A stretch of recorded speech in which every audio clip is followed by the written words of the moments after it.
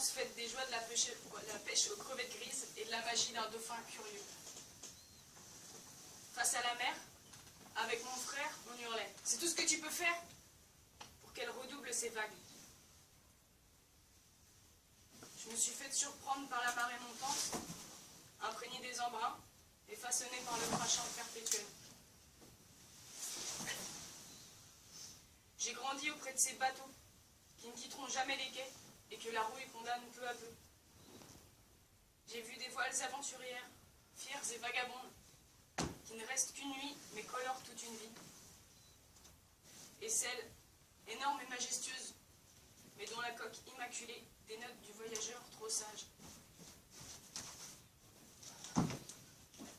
J'ai connu les marins et leur musique, leur difficulté à poser le pied sur terre. Je les ai vus chercher dans l'alcool les remous de la mer. Ils sont beaux, mes marins, avec leurs mains calleuses. Ils aiment se sentir minuscules et perdre l'horizon. Ils parlent peu, mais chantent souvent. On les voit braves et courageux, car ils s'épanouissent dans nos peurs les plus profondes, là où nous n'avons pas pied. Et pourtant, ils ne peuvent avancer que sur l'eau mouvante. Le chaud les fait fondre. J'ai vu un marin partir.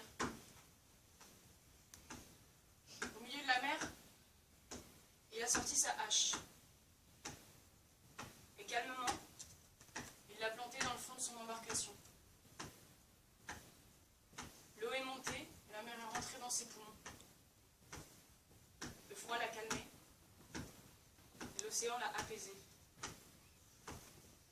Pour lui, mon port, c'était son cauchemar.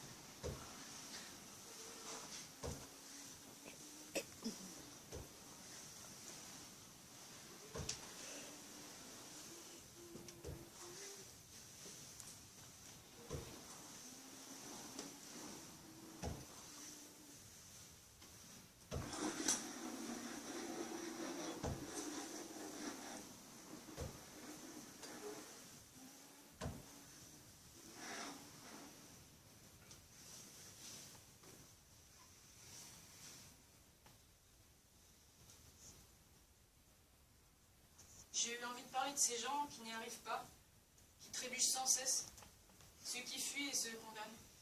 C'est beau et ça fait peur, ces gens qui craquent, qui cèdent sous le poids de leur peur et de leur déception face à ce monde monstre qui les engloutit. C'est beau car ils résistent.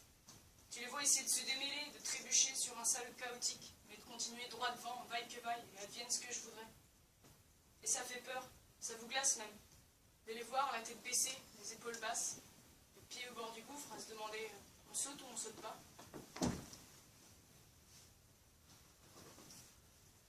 Un jour, j'ai vu un aveugle assis dans une rue passante. Il hurlait « Y a quelqu'un ?» Un autre jour et une autre vie qui me crie. Je sens que ça monte en moi. J'ai les yeux qui brûlent et tout se consume. Je n'ai jamais su où était le nord. Et puis, qu'est-ce que je peux voir d'autre? C'était deux pupilles folles, comme deux enclumes.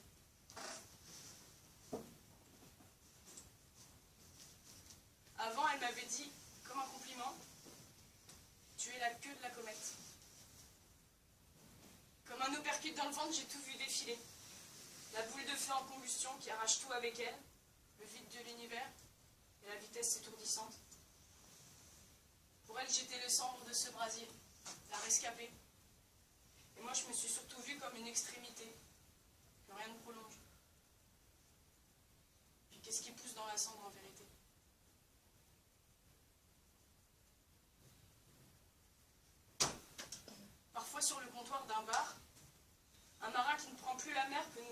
glisser ce regard aux pupilles folles. Il nous lâche quelques phrases et si l'on souffre d'empathie, ces mots peuvent nous trouer l'estomac. Les marins connaissent la portée des mots. C'est pour cela qu'ils préfèrent chanter.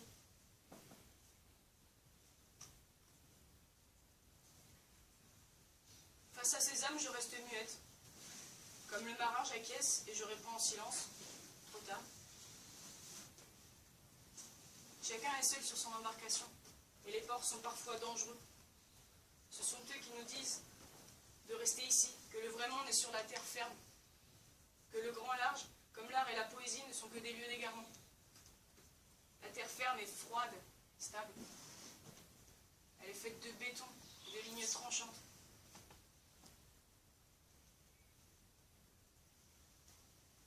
Un jour, j'ai vu une toile noire claquer au vent. Un chapiteau rond qui brise les verticales et enjambe les barbelés. Des femmes et des hommes ancrés à bout de masse leur nomadisme. Et je les ai vus, pirates. Émotion pétillante contre surface lisse. Un chapiteau rouge et son équipage fourmillant peuvent être une porte d'entrée comme une autre. La bouffée d'oxygène dans l'environnement aride.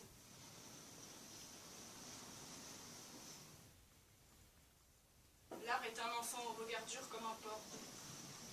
Ses injonctions font redoubler les vagues, car il connaît sa force.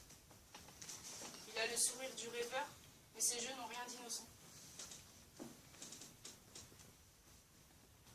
L'imaginaire devient une mer vaste, une génitrice de l'infini. On s'y échoue parfois, on dérive, alors on nous vêtit d'une camisole. Les marins déserteurs errent dans les ports, ne regardant plus.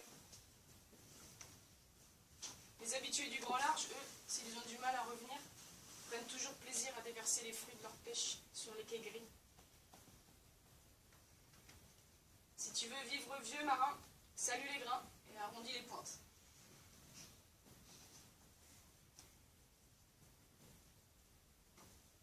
Sous ses paupières noires, l'aveugle est seul. Plutôt touché et rassuré, cela n'aurait rien changé. Pourtant, c'est bien lorsque la noirceur chasse la réalité, comme un interrupteur que l'on éteint, que l'on peut rêver.